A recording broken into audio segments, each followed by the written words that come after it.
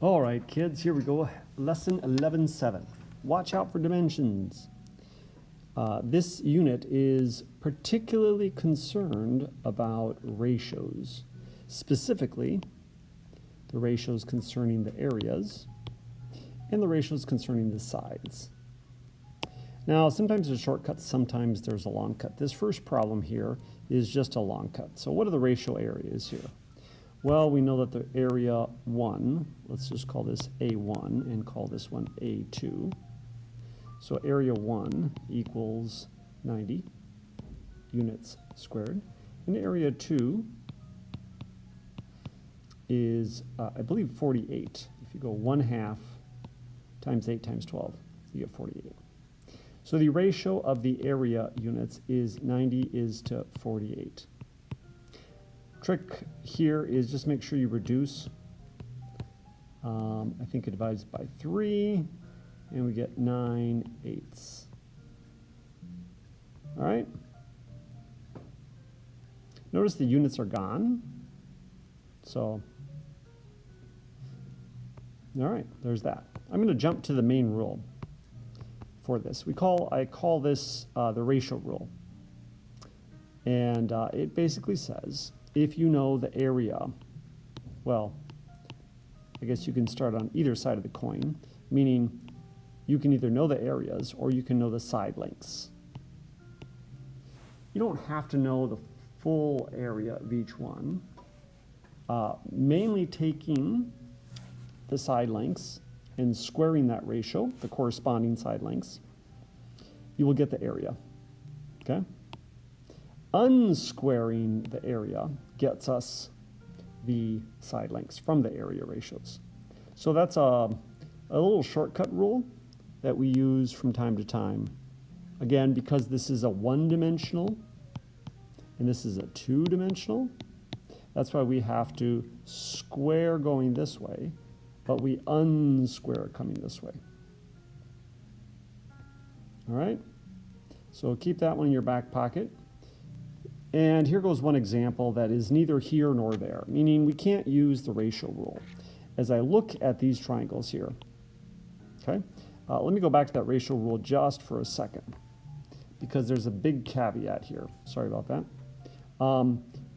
Before I can do this thing that we call the ratio rule, I must ask myself a question, and the question is, are the figures similar? If the answer is yes, then you can do this. If the answer is no, all bets off. You can't go from the sides to the areas or areas to the sides. All right? And that's what makes this problem here that we're trying to do so difficult, because we look at it and we go, these two triangles that they give us, yeah? They are not similar triangles, right? We know nothing about this triangle, and I know nothing about this triangle. The only fact that some people notice is that their heights, call that h, are the same. Now that ends up being the pivotal key. Take area 1, being the left side triangle.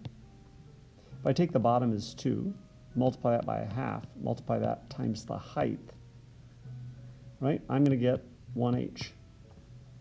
If I take area 2 and do the same thing, I get 5 times 1/2 times the height, and we get 5/2 h. So now I can take these two and make a ratio out of them. Okay, now be careful. The directions they gave it were ABD to CBD. Okay, so I'm going to put the 5/2 h upstairs and the 1h downstairs. H's cancel, and that leaves me 5/2. Okay?